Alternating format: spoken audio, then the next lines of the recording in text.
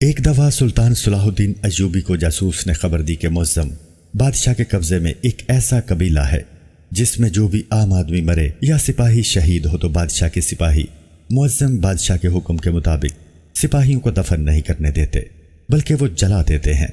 وہ کہتے ہیں کہ اگر تم نے اس قبیلے میں رہنا ہے تو تمہیں ہماری روایات کے مطابق چلنا ہوگا۔ یہ سن کر سلطان صلاح الدین ایوبی بڑا پریشان ہوا، کیونکہ اس سے پہلے سلطان صلاح الدین ایوبی بادشاہ کے ساتھ معاہدہ کر چکا تھا جس کے مطابق سلطان صلاح الدین ایوبی اور سلطان معظم آپس میں جنگ نہیں کر سکتے تھے۔ سلطان صلاح الدین ایوبی اس کے بارے میں مزید پوچھا کہ اس قبیلہ کا سردار بادشاہ کے سامنے اپنے حق کی بات نہیں کر سکتا؟ تو سپاہی نے کہا، حضور ہماری خبر کے مطابق اس قبیلے کا سردار بادشاہ کی بیعت کرتا ہے اور وہ ہر بات اسی کی مانتا ہے۔ وہ کہنے کو مسلمان ہے لیکن ایسا نہیں ہے۔ سلطان ایوبی نے کہا کہ جب سردار غیر مسلم ہو تو پھر اس کے قبیلے کے لوگ مسلمان کیسے ہو سکتے ہیں؟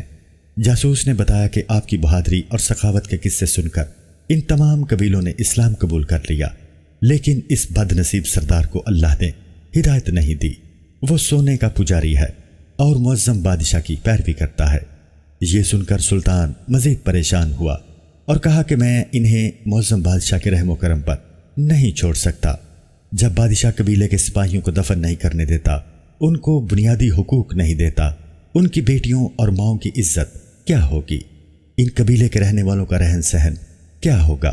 سلطان صلاح الدین نے معظم بادشاہ کو خط لکھا جس میں سلطان نے فرمایا، بے شک تمہارے اور میرے درمیان صلح کا معاہدہ ہو چکا ہے، لیکن مجھے خبر ملی ہے کہ قبیلے کے لوگ مسلمان ہیں، لیکن اس کا سردار تمہاری پیروی کرتا ہے اور وہ لالچی انسان سونے کا پجاری ہے اور ہر بات تمہاری مانتا ہے۔ وہ میری معلومات کے مطابق اس قبیلے کے سپاہیوں کو اور عام لوگوں کو دفن بھی نہیں ہونے دیتا اور انہیں جلا دیتے ہیں۔ اگر تم نے یہ کام بند نہ کیا تو میں بھول جاؤں گا کہ تمہارے اور میرے درمیان معاہدہ ہوا تھا۔ جب یہ خط معظم بادشاہ نے سنا تو اسی وقت اپنا قاصد سلطان صلاح الدین ایوبی کے پاس بھیجا اور پیغام پہنچایا کہ ہمارے بادشاہ نے آپ کو دعوت دی ہے اور کہا ہے کہ آپ آج کھانا میرے پاس آ کر کھائیں۔ اس قبیلے کے بارے میں بیٹھ کر صبر و تحمل سے بات کریں گے۔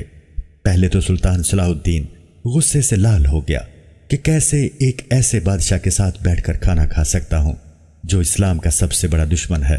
پھر تھوڑی دیر سوچنے کے بعد سلطان نے کہا کہ یہاں بات مظلوموں اور غریبوں کی ہے، اور اگر میں نہ گیا تو اس معاہدے کی آڑ میں معظم بادشاہ اس قبیلے والوں پر اسی طرح ظلم جاری رکھے گا۔ میں آج رات کھانے کے لیے بادشاہ کے محل میں ضرور تشریف لاؤں گا۔ ادھر معظم بادشاہ نے بڑے کھانے کا انتظام کروایا، اور جب شام کا وقت ہوا تو سلطان صلاح الدین اپنے دوستوں کے ساتھ محل پہنچا۔ معظم بادشاہ نے کہا کہ سب سے پہلے آپ کھانا کھا لے، اس کے بعد اس قبیلے کے بارے میں بات کریں گے۔ معظم بادشاہ سلطان صلاح الدین ایوبی کے سامنے بیٹھ گیا۔ سلطان کے ذہن میں خیال آتا تھا کہ معظم بادشاہ مجھے خط کے ذریعے بھی پیغام دے سکتا تھا، لیکن دعوت پر بلانا اس کی کوئی نہ کوئی چالاکی ہے۔ ادھر معظم بادشاہ نے سلطان ایوبی کے لیے ایک منصوبہ تیار کر رکھا تھا۔ جیسے ہی اس نے کھانا سلطان کے سامنے رکھا تو دیکھ کر سلطان نے کہا، یہ کھانا میرے سامنے سے ہٹا دو، کیونکہ گوشت کسی حلال جانور کا نہیں بلکہ کتے کا گوشت پکا ہوا ہے۔ اس پر سلطان معظم نے کہا، شاید آپ کو غلط فہمی ہو گئی ہے۔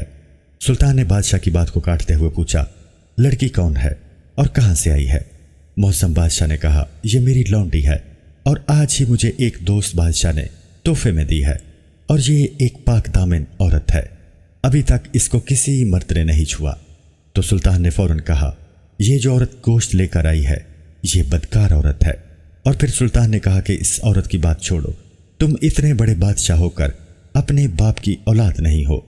یہ سن کر بادشاہ نے کہا، مسلمانوں کے سلطان، اگر تم آج میرے گھر میں موجود نہ ہوتے تو شاید میرے اور تمہارے درمیان جنگ کھڑی ہو جاتی۔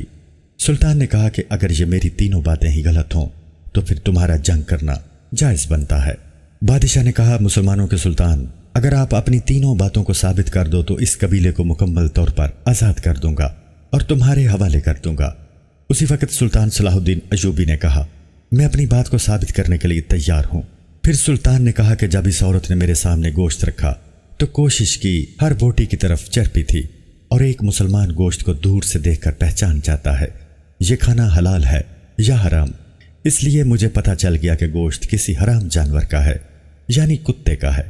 دوسری بات، جب یہ عورت میرے پاس کھانا لے کر آ رہی تھی، اس کی نظروں اور اس کے چلنے کے انداز سے ہی مجھے پتہ چل گیا کہ یہ لڑکی بد کردار ہے۔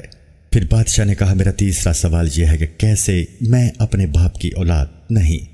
تو سلطان نے کہا، جو شخص اپنے مہمان کو کتے کا گوشت ایک بدکار عورت کے ہاتھوں کھلا سکتا ہے، وہ اپنے باپ کی اولاد کیسے ہو سکتا ہے؟ یہ سن کر بادشاہ شرمندہ ہوا، کیونکہ سلطان کی 3 باتیں درست تھیں۔ بادشاہ نے اس بات کا اقرار کیا کہ میں نے آپ کے ایمان کو چیک کرنے کے لیے ایسا کیا۔ آپ پہچان بھی کر سکتے ہیں کہ کھانا حرام ہے یا حلال، اور میں نے اس عورت کے بارے میں جھوٹ بولا، یہ کنیز پاک دامن عورت ہے، تاکہ مجھے پتہ چل سکے کہ ایک بد کردار عورت کے ہاتھوں ایک عظیم سلطان کھانا کھاتا ہے یا نہیں۔ معظم بادشاہ شرمندہ ہوا اور اپنے وعدے کے مطابق وہ قبیلہ آزاد کر دیا۔